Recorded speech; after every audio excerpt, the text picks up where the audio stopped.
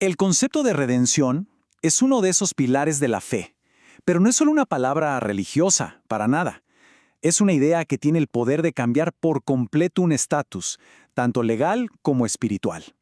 Pensemos en esto un momento. Pasar de la esclavitud más absoluta a la libertad gloriosa de ser un hijo. ¿Cómo es que ocurre un cambio pero tan radical? Bueno, en el análisis de hoy vamos a desglosar ese increíble viaje, paso a paso. Para entender la verdadera magnitud de esta transformación, vamos a seguir una ruta muy clara. Primero, vamos a viajar al mundo antiguo para entender una idea de redención que era, digamos, universal. Después nos meteremos de lleno en el corazón de la cultura hebrea para descubrir una figura mucho más íntima y poderosa, el pariente redentor. De ahí vamos a diagnosticar la enfermedad para la cual la redención es la única cura, la esclavitud al pecado. Luego nos detendremos a contemplar el increíble, el asombroso precio que se pagó por nuestra libertad. Y para terminar, vamos a celebrar la consecuencia final de todo esto, ese cambio milagroso de esclavos a hijos. Bien, para empezar, vamos a situarnos en un contexto que la audiencia original del Nuevo Testamento habría entendido a la perfección. Pensemos en el vasto y superestructurado imperio romano. En sus mercados, en sus tribunales, en su vida diaria, la idea de redención no era una metáfora espiritual, para nada. Era una realidad legal y económica muy tangible. Es una palabra que usamos bastante, ¿no? Redención. Hablamos de redimir puntos, o de que una persona busca su redención. Pero, ¿alguna vez nos hemos detenido a pensar en su peso original? ¿En su significado más profundo? La idea popular que solemos manejar es apenas la punta del iceberg. Lo que la Biblia presenta es un concepto muchísimo más radical, que va más allá de una simple segunda oportunidad. A ver, la palabra griega clave aquí es apolitrosis. Suena un poco técnica, pero si la descomponemos es muy clara. Apo significa lejos de, y litron es el precio de rescate. O sea, literalmente, es pagar para sacar a alguien de una situación. En el mercado de esclavos de Roma o de Corinto, esto era una transacción de todos los días. Alguien llegaba, pagaba el litrón, se firmaban los papeles y el esclavo era legalmente libre. Pero aquí es donde la analogía bíblica da un giro sorprendente y crucial. Un esclavo físico anhelaba su libertad, claro, soñaba con ella. Sin embargo, la Biblia diagnostica nuestra condición espiritual de una forma mucho más trágica. Como esclavos del pecado, no solo estábamos encadenados, sino que de alguna manera habíamos aprendido a amar nuestras cadenas. No había en nosotros un deseo innato de ser libres, de hecho, nos resistíamos a la libertad. Y este punto es fundamental para entender por qué la iniciativa en la redención siempre es divina. Bueno, dejemos ahora el frío mármol de los tribunales romanos y entremos en el cálido círculo de la familia hebrea. Porque si en Roma la redención era un asunto de dinero, en Israel era una cuestión de sangre, de pacto, de deber familiar. El concepto hebreo es profundamente personal y está cargado de un significado que de verdad lo cambia todo. Y aquí es donde el concepto explota en riqueza y significado. Mientras que el modelo romano se centra en la transacción, el modelo hebreo se centra por completo en la relación.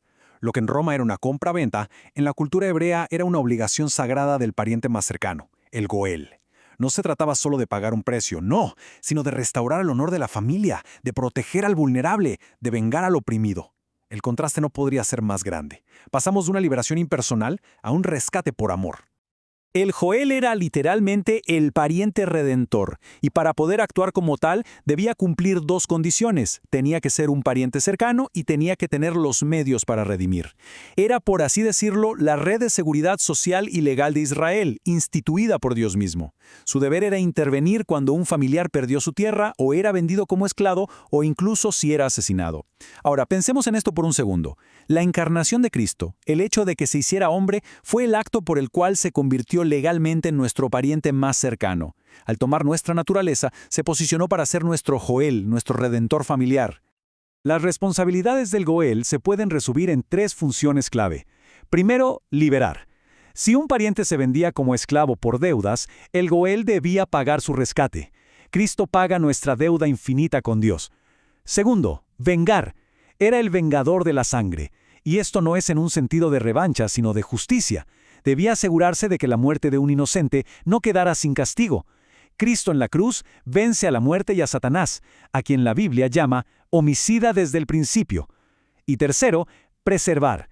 Debía asegurar que el linaje familiar continuara, como vemos en la historia de Boaz con Ruth. Cristo, al adoptarnos, no solo nos da su nombre, sino que nos asegura una herencia y un linaje que durará por toda la eternidad. Él cumple cada faceta de este rol a la perfección absoluta.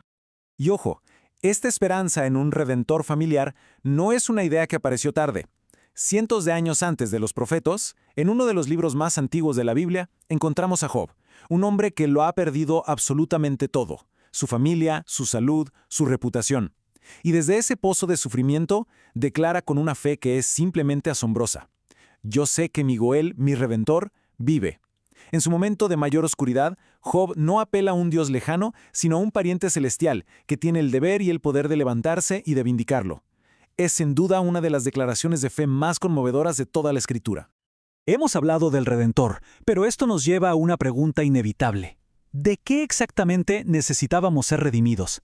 Para apreciar la magnitud de la cura, primero tenemos que entender la gravedad de la enfermedad, y la Biblia es implacable en su diagnóstico. Nuestra condición natural, sin la intervención de Dios, es una de esclavitud total y absoluta. Es Jesús mismo quien nos da el diagnóstico, y sus palabras son cortantes. Todo aquel que hace pecado, esclavo es del pecado. Aquí el griego original es muy revelador. La frase «el que hace pecado» es un participio presente, poión. Esto no se refiere a alguien que comete un pecado de vez en cuando, sino a alguien cuya práctica constante, cuyo estilo de vida, es pecar. Según Jesús, esta práctica no es una opción, sino la evidencia de una condición que está por debajo, la esclavitud.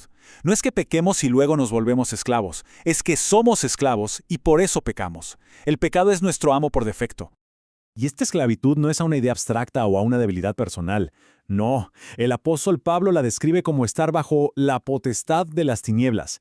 La palabra griega para potestad, exousias, es un término legal. Significa jurisdicción, derecho a gobernar, autoridad legítima. Esto es impactante. Antes de Cristo, no solo estábamos influenciados por el mal, sino que estábamos legalmente bajo el dominio del reino de Satanás. Éramos sus súbditos por derecho de conquista desde la caída de Adán. Por eso la redención no fue solo una transacción, fue también una invasión, un acto de guerra divina para rescatarnos de un territorio enemigo.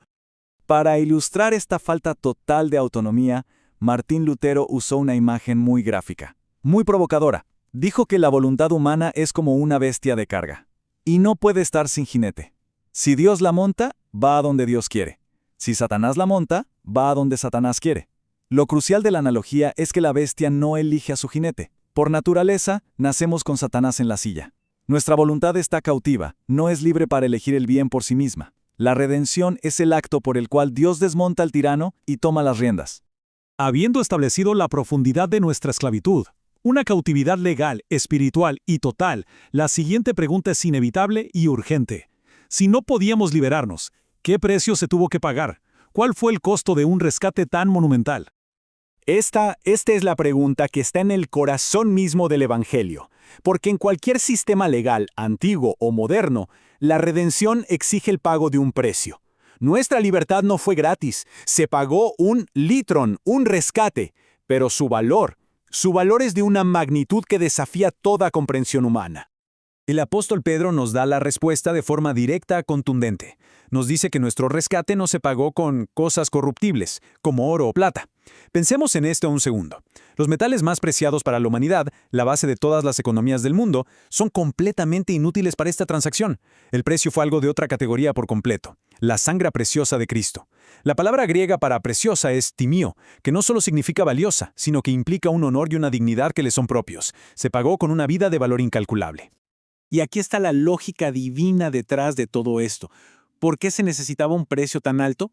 Porque la magnitud de la deuda se mide por la dignidad de aquel contra quien se comete la ofensa.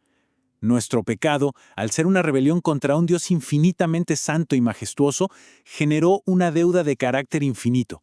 Ninguna criatura finita, ninguna cantidad de buenas obras o de riqueza material podía saldar una deuda infinita.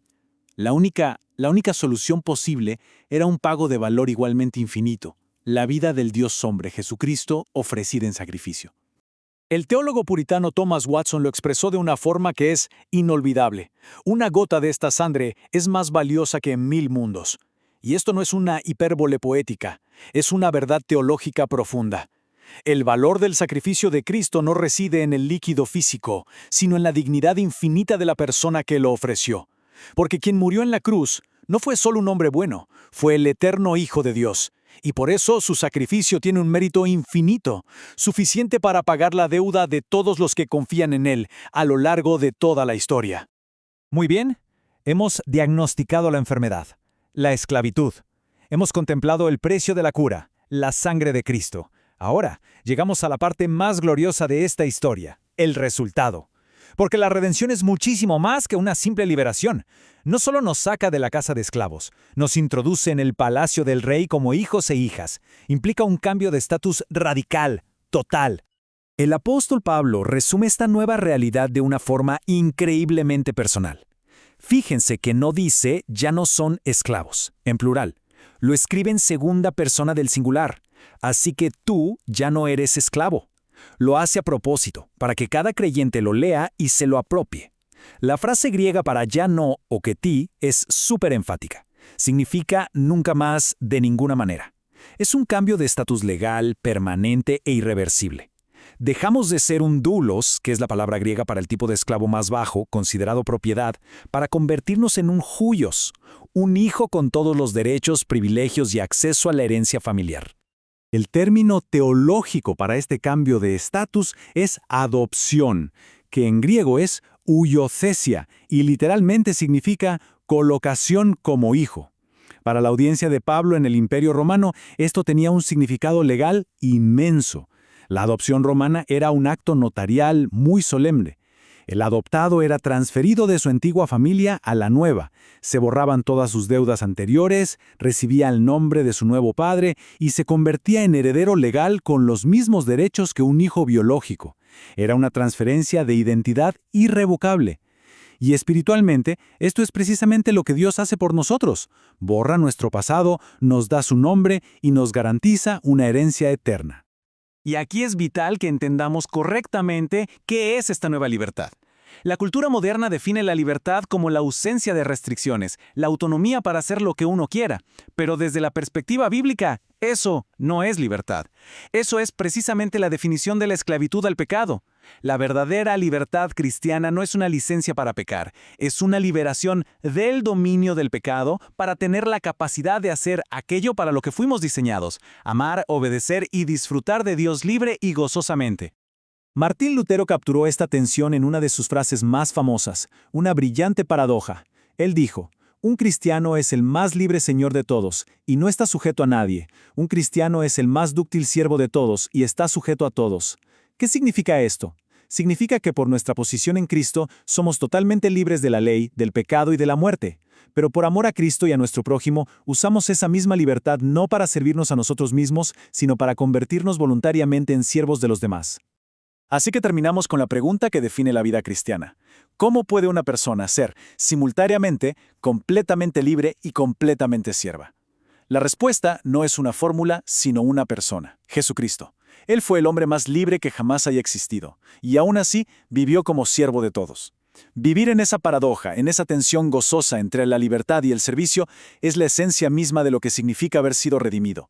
Es la marca de alguien que ha pasado de ser esclavo a ser hijo.